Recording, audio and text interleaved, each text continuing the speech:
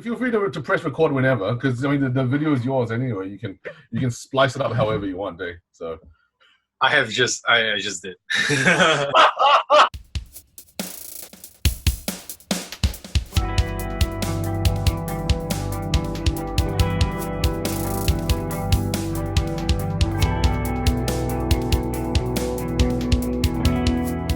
Fabian, bro, tell me, how has the lockdown been treating you? Well, lockdown for New Zealand was between end of March to I think pretty much whole of April, and then it finished somewhat at the end of April. So May, June was going back to normal, level 2, level 3, level 2.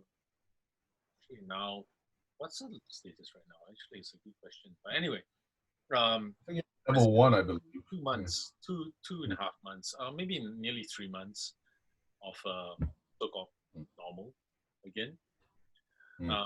So looking back on the lockdown, I was, just thinking about that time, and I actually do miss it because I had a lot of opportunity to slow down and to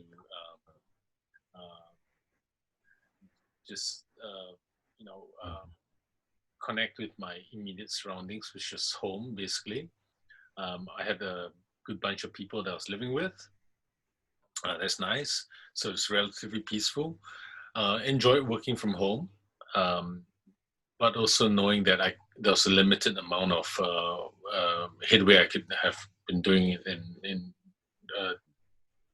with my clients at the time, because we would better benefit from face-to-face contact. Anyway, in lieu of that, one thing I did enjoy was not having to drive around in traffic, and there was Nice, yeah. Yeah. I mean, we all know what Auckland traffic is like. It's no joy being stuck in it, for sure. No. What about for you? I know you did a lot of cooking and stuff. Eh? Yeah. Well, interestingly, so for us in the UK, the lockdown pretty much started around the same time as it occurred for you in New Zealand, although we haven't had the same luck, if you like, in containing it. So I think for you peeps in New Zealand, you've kind of gone back to some semblance of normality now. I think that's fair to say. You're at level 1, which is more or less like normal, although what is normal, right? And we can probably unpack that later too. Yeah, for us here, it's been more of a slow grind. We are trying to ease back to normality, but by and large, there's still a lot of lockdown measures in place. One thing in particular, and this is one thing I do miss, is actually going to live gigs.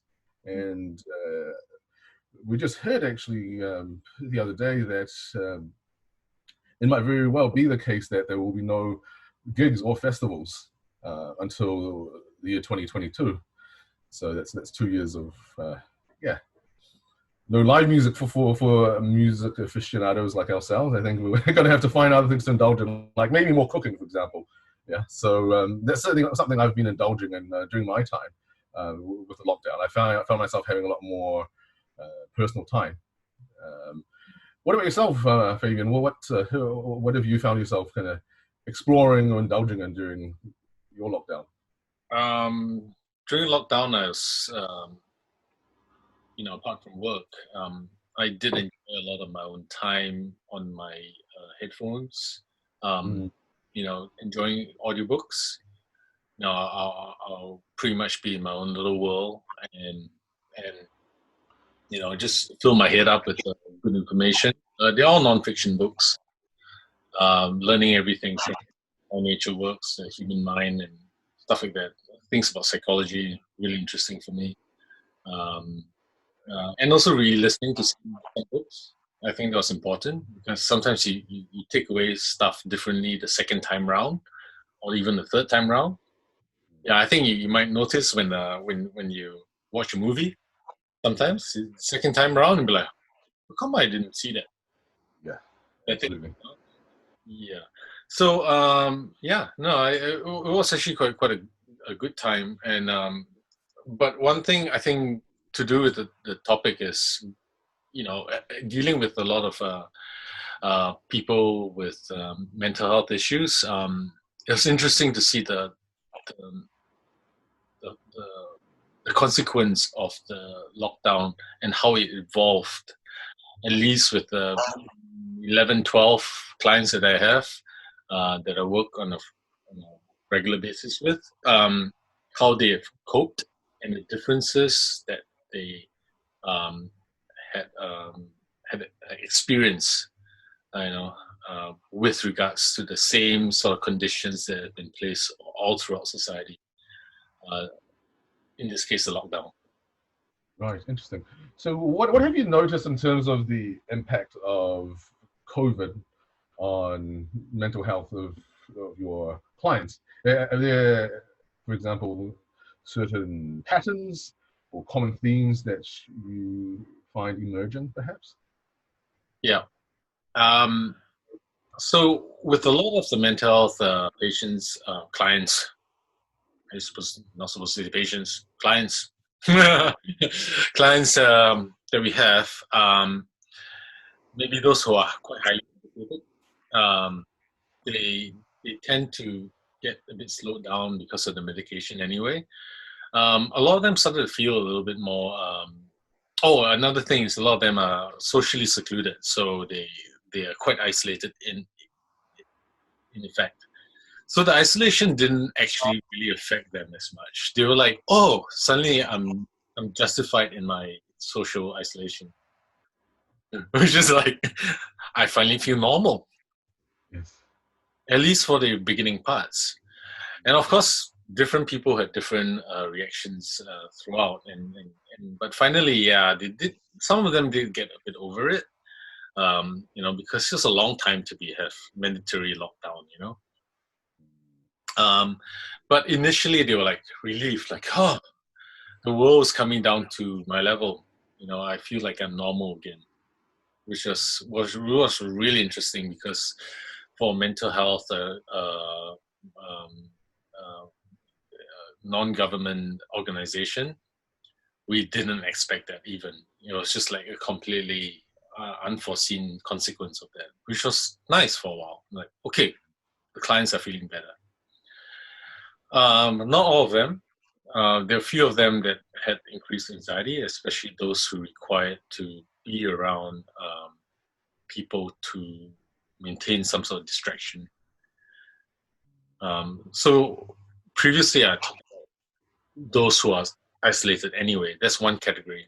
The other category are those who function better with things happening and going out to see people, and maybe you can say they rely more on extroversion, Mm-hmm. um, and maybe the pace of life to be able um, to to function, to cope with life. They're the more of the doers.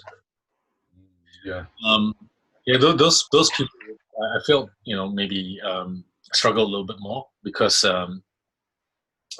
suddenly the space of being by themselves um, suddenly freed up this huge void of, oh, maybe now it's time to look at those things.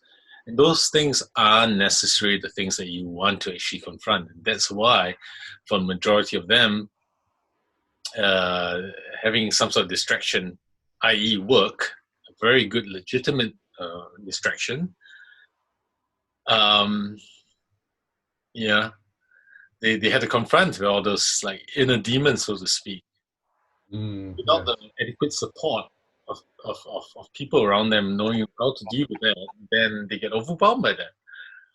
So, and I feel that in my conversations, that the latter category, the people that finally found all this huge space come up, and to deal with all those things they were trying to suppress, was more common with normal everyday people and some of the A-type personalities that I've encountered. So a very, very different reaction from two different types of people in their stage of life. But I do get a sense it's more challenging. The lockdown itself, the isolation, distancing, and all that stuff was more challenging for people who require distractions. Mm-hmm. Absolutely. I think it's a fair observation that, say, those who lean more on the introverted end of the spectrum probably have found it a little easier to cope with this, because it means being in your own space, being indoors more, and that type of thing. Whereas if you're more on the extroverted side of things, you know, your normal mode of being, your modus operandi is to want to be out there and to be social and to be constantly doing things. So I can imagine this would be a challenge. And you mentioned struggling to cope with a change perhaps in their life, and perhaps those with better support mechanisms in their life are better able to cope with that than those who don't. So in a way, this speaks obviously to our need for a sense of community, perhaps a sense of belonging to that type of thing. Are you able to speak to some of your work, perhaps, in working with communities and that type of thing? Yeah, well, with community, very dependent on the type of people in there. You know, like, sometimes the community is people, people. The tendency for us to suppress parts of ourselves has been in part, or in a big part, due to people shaming or shutting down or dismissing certain parts of ourselves that we're trying to express. Hence, we develop what is known as the shadow through the suppression. It's a part of us that we don't want to let out and let people see. So we can call it repression, suppression, around those kind of like terminologies. So the community is hugely critical to determine on whether people can feel comfortable enough to share and to be so-called vulnerable, and whether they are equipped enough to be able to handle that. Because sometimes when people have to express stuff and it gets heavy and it gets emotional, it might be a release. We need to know how to handle and to make space for this person to go through whatever they have to go through. So the community doesn't just happen like that, because our natural tendency is to go with the script that we learned in society, and sometimes it's just like, oh, bro, harden up, bro. You know? Yeah, that's dismissal. That's straight up dismissal. Shut down someone to like never. Oh no, I just harden up. I'm just never gonna express myself again. So that reinforces the whole suppression, the whole repression. But can we blame the community for doing that? Nah, not really, because that's what they grew up with, that knowledge. You know, that's how someone else has taught them to deal with situations. As a result, you only can repeat what you are taught. You cannot speak a different language if you never learned it. So intentional communities are really important for that. Absolutely.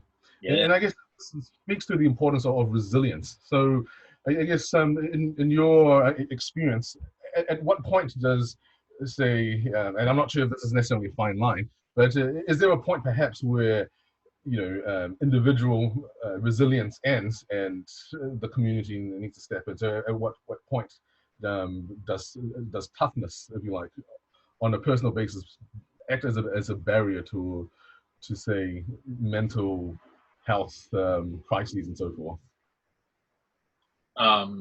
Toughness. Yeah, very hard to say what toughness means. Like how to define it. And yes, in the West, we tend to, you know, value individual rights, individual expressions more so than the community. Yeah, Whereas like in other cultures, it's more about the tribe. Maybe I can certainly speak in terms of like our background as Chinese people or ethnic Chinese. Although we have our own version of that, we are, as a culture, we are more family based. It's about the networks around that. That's really important. And so we always see the whole rather than the individual. I think some films like The Farewell, I think it's the latest one, a film with Aquafina in it. Pretty sure that's the title. It goes through that thinking around like the families. It's better for the family to perpetuate the lie. In the end, it worked out, but the thinking behind it is okay. We're going to think as a whole. So I'm just seeing that there's a little bit of a difference between like values around that, and in the West, I think people are starting to see that you got to strike some sort of balance in between, because we don't want to lose or compromise the individual in the process, but you also want to think in terms of the whole. Now, if strongness or strength and all that is defined by putting up barriers and all, then something is going to crumble. Then, in the words of the topic, I guess, the shadow will start coming out in some way or another. And that might affect the community anyway. So if it's not done expressed in a way that's safe, or if the repression is at the expense of authenticity, then some fakeness is going to come up, and it's not going to be really healthy for the individual, and neither is it going to be healthy for the community either. So it becomes this spiral of like negative, almost toxic kind of behavior that just suddenly somehow just emerges. That's why I think from that angle, I prefer to address the question of authenticity. And authenticity means that you understand and have some sort of like integration between what you show people as a person, who's Fabian, and how does Lucius perceive me. That's, maybe you call it the facade, the persona. And then what is hidden. The hidden stuff is otherwise known as the shadow, as as development of the work from Carl Jung. And it's the tension between the two. If one is showing something and then the shadow is actually something else, then you are going to have the inner conflict. There's the non-integration. It's not going to work. It's disjointed. It's dissonance. When we can get the shadow, or blur the lines between the shadow and the persona, that's when we can be fully integrated and therefore authentic. Now, how do we get to that point when we're constantly shamed about certain bad behaviors and feedback and stuff, and that drives us to repress? Now that's the interesting topic around shadow work. Right, interesting. So, would you consider the shadow aspects of a person to be, or the darkness and the evil there? Would that be the right way of kind of couching it, or what would be the terminology you'd use to kind of address this? Shadow just means the absence of light. Right. So we have this a tendency to go,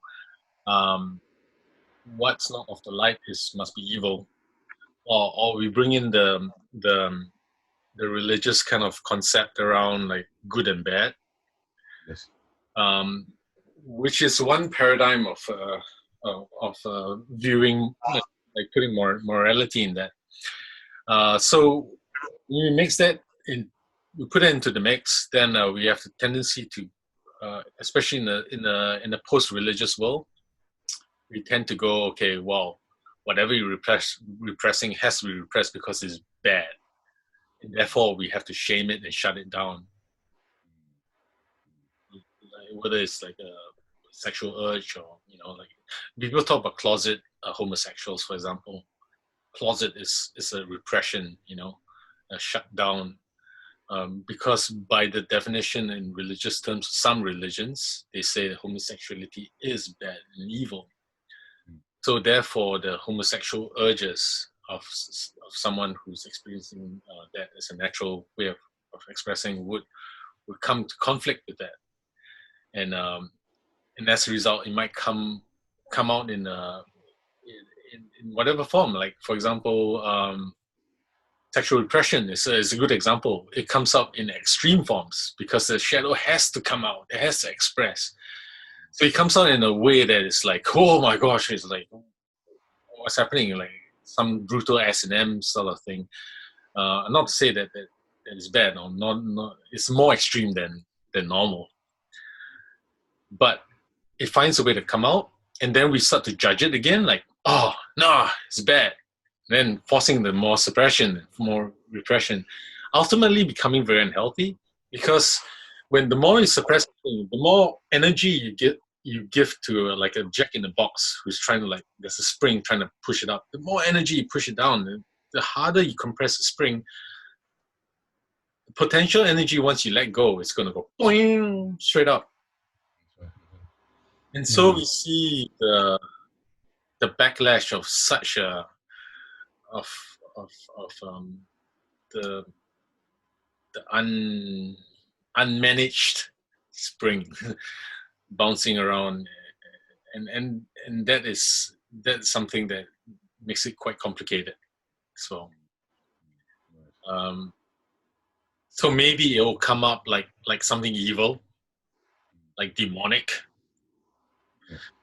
But really, the art in shadow work is to release this pressure slowly. So it doesn't look so extreme. It doesn't look so intense.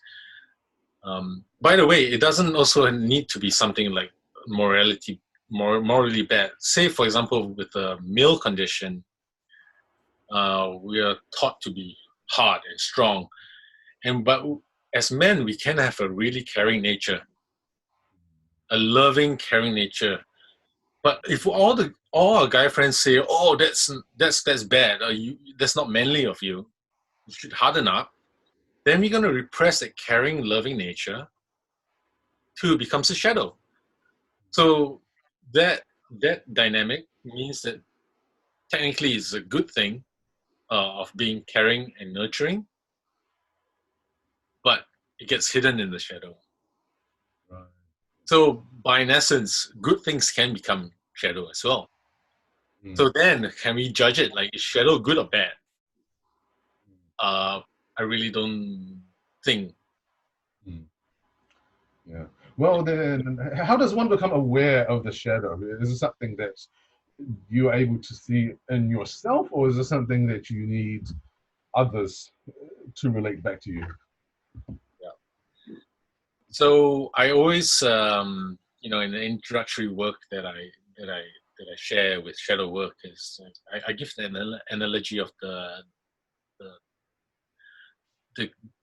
light, the lamp, and the moth.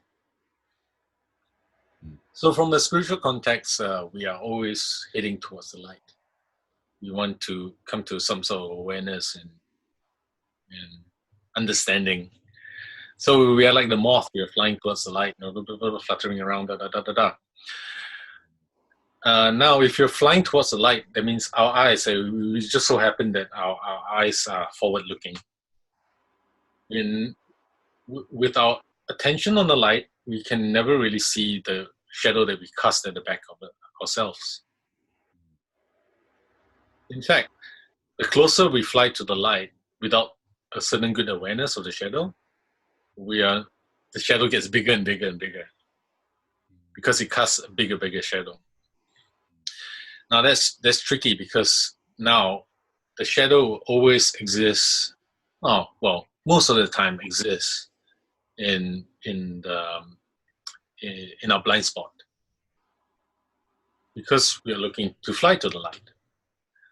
So that it's very hard in the work of awareness, and especially those who insist that they can do shadow work themselves.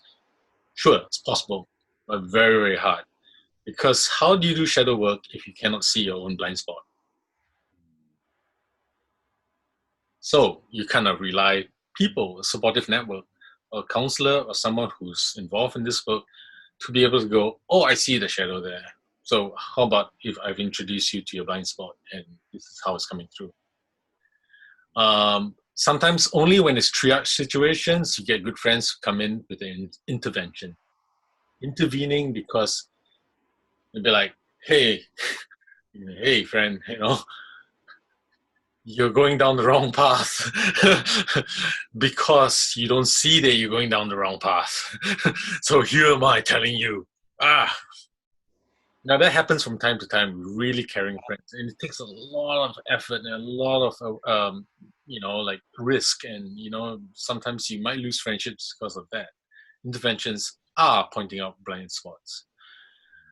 But in saying that, if the community is very variable with the individual that's going through that work, so it's hard to rely on self. The shadow work is a very hard practice for the individual to pursue by themselves, only because it's very hard to see your own blind spots. Absolutely. Yeah. So in these times, how would it be for, say, someone who is, say, in a situation where they are socially isolated or physically isolated, but perhaps they want to reach out for help. How does this message get to them that it's okay to reach out? In my work, I start to understand why people don't reach out. And they don't reach out because there is, you got to have trust in order to open up with someone. People who are isolated already have a general, they may not be around the right people, and therefore they feel a need to get into their own space. And when I say not around the right people, it's not to say that the people are bad or toxic. These people haven't had the tools to be able to know how to hold that space for people, because they will come in with the greatest intention. For example, because I work with men a lot, men have this tendency to want to fix problems. And when you fix problems, then you might make the situation about the fixer. You're imposing a problem. It's invasive to go, here's a solution, why don't you do that? And then the person who's going through a tough time or trying to open up about some things, they'll be like, well, but I didn't want a solution. I didn't want a solution. All I really want was just someone to understand what I'm going through. And then she or they might want to do that 1, 2 more times, 3 more times with this person who genuinely has a good intention of helping this person. And then the next time it'll be like, she'll be all right. No worries. Just get over it. Just get over it.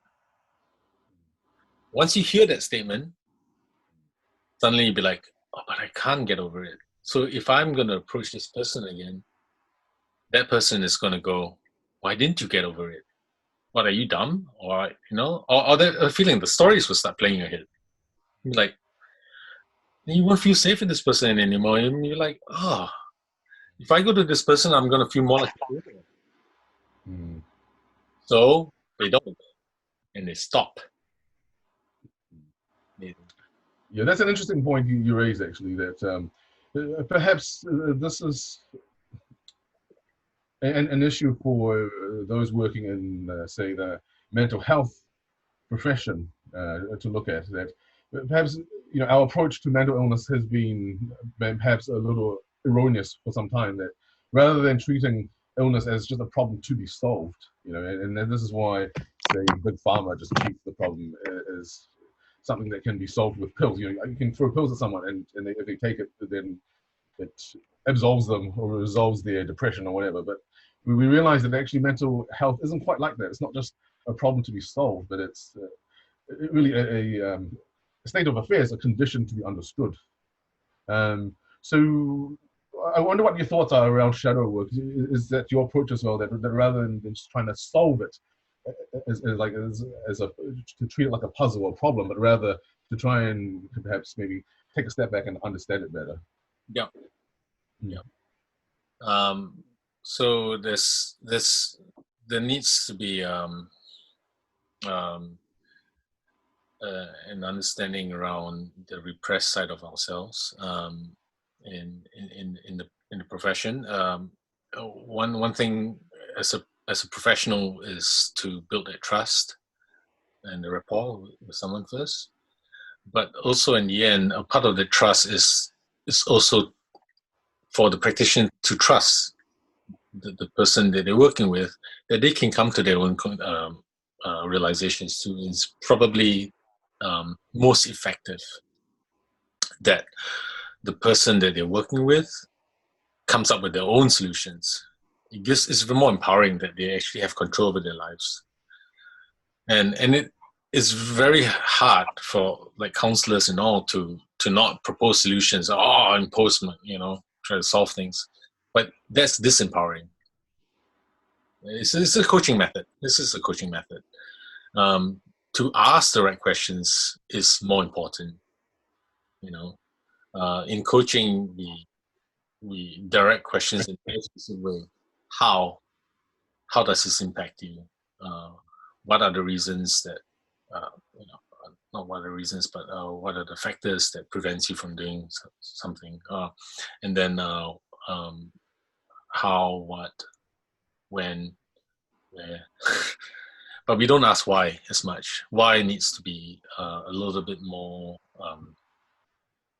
careful, because why can sometimes bring up excuses, and we want to avoid excuses by being more specific around how you tailor the questions. So you ask questions like that, and then when people are processing it, then they will come to their own solutions and be like, oh my god, I didn't think about it that way. I didn't think I was going to react that way. I didn't think I had these tendencies. I didn't think that my past like that would be so affect me right now. Now with shadow work as well, it goes into quite deep stuff like childhood regression. It brings awareness to the stories we tell ourselves. A lot of trauma does come up. And so it's touching on a very deep level of the soul, and requires a little bit of memory. And when you do that, sometimes it can be traumatic again, because you're bringing back memories, these things. That's why shadow work needs to be taken with a bit of caution, and it has to be moderated and mediated, because for someone to do like open surgery on themselves, it's very hard to be your own surgeon and to be the patient at the same time. So you kind of need really trained people to help you on with the journey, and sometimes more than one person as well, because as a facilitator you need a few people to look in and read the situation and all this stuff, and that has to be done responsibly. And that's why it's difficult. It's like surgery, if I say. It's very painful. That's right. Yeah, well, I guess when it comes to realizations, sometimes it's not immediately obvious to you. Perhaps this is why you need to be, say, a part of perhaps a community, or to have people around you that you can get feedback on. That certainly helps with that journey as well. Yeah. Yeah, totally, and that's why the work of Keep and Sage is pretty much about creating people who are trained to be able to hold space like that. Certainly, they are not mental health professionals, people who come to this group, but if you could learn a few skills to be able to do that for your friends and family and whoever is important to you, and to be able to know what to do, I feel that's really important because it takes two hands to clap. Someone to open up and be vulnerable, and someone to actually receive. Um, and it's not good enough to tell people just open up and be vulnerable or be courageous. It's not good enough. You got to know how to receive that, and that fundamentally is a core of what Keep and Sage is about. Communication. Yeah, and holding and not being judgmental about the shadow as well when it does come up is a very, very big part of it.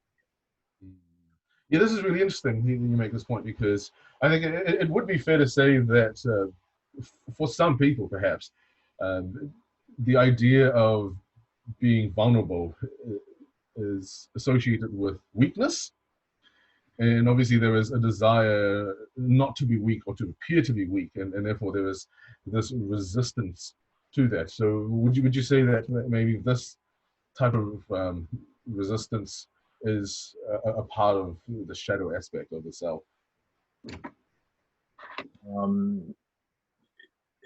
Yes, in essence, it's a protective mechanism. It's a defense. Because people get attacked all the time, or and so you don't really want to put yourself in a position where you want to be attacked. Like, hey, take a step at me. I mean, when you're dealing with so much, troubles and challenges in your life, the last thing you want is like, oh, have a go at me again. That's why we isolate. And we hate people after that. And like, people. People. And then I'd rather just be on my own, And that's why this isolation happens anyway. Because of that distrust. It goes back down to trust and distrust. Yeah. Well, I think it's fair to say that during this lockdown period, perhaps there are plenty of opportunities to discover new things about yourself and others, and perhaps humanity at large. So, are you able to share perhaps one observation that you've made on your part? What new discovery have you made, perhaps, about either yourself or someone you know, or perhaps humanity at large that you've been reflecting on during this period? It takes this is more of an observation on humanity. It's what COVID-19 does, in essence, that affects society is to almost shake things up a little bit. Like it's like ruffling you up a little bit. Things that went on normal would change. And now when change happens, there's this little like gap in between. We call it space. So happened that there's a lot of physical distancing rules as well that does shake people up. Now that does create a ground for things under the surface. I would say the society shadow bubble to the surface. And then we start to see that in terms of flare-ups, various things start coming up. I don't know the stats, but I don't imagine. I'm interested to know like what's the domestic abuse level as it come up. I didn't really get too much stats on depression and how much has come up. Something that I could even look into. But latent mental challenges that people are dealing with start coming to the surface too, and sensitivity does go up. And then you see how things progress with the world events and how like Black Lives Matter as a movement started bubbling up to the surface again, and it's because it was unresolved, and probably still to an extent still is. How we resolve it, a whole different story. But you can see people becoming more emotionally charged. People are feeling unsafe. You know, we have an invisible virus getting us. Then you feel unsafe, and then after that, anything else that triggers the unsafety, lack of safety, unsafety. That's my profound English, to some really super intellectual. Unsafety. It is unsafety in a sense, isn't it? Yeah, but you feel that when threats are happening, sure, anger starts coming up. This is a normal human response. The anger, the frustration, all these negative emotions start bubbling to the surface. These come from somewhere in the shadow, of course. Absolutely. Yeah. Well, I think it's fair to say too that obviously COVID has changed a lot of things for people. It's even fair to describe it as a kind of upheaval in your life, right? And maybe for a lot of people, it may have been an existential crisis. For example, a lot of people have lost, say, a means of employment, and so that's obviously really unsettling for them. So I guess we're talking about a situation where people feel like a change, an unwanted change, if you like, has been imposed on their lives, and in a sense, there's been a sense of control that's been taken away from them. And I wonder if maybe this might be a major cause of a lot of the, say, mental health crises that we're seeing bubbling forth. Yeah, I think that's a very big part of a big factor that does play into this issue of mental challenges, mental health, and all that stuff. My only hope is that people use this as an opportunity for a catalyst for change. Absolutely. And surely there'll be some that respond to it that way, but surely there are others that revert back into what is supposedly normal. I think on a final observation is that people talk about change, people really want change and all that stuff. But the funny thing is when it actually does happen on a big level like that, people go, I can't handle it, I don't want to go back to normal.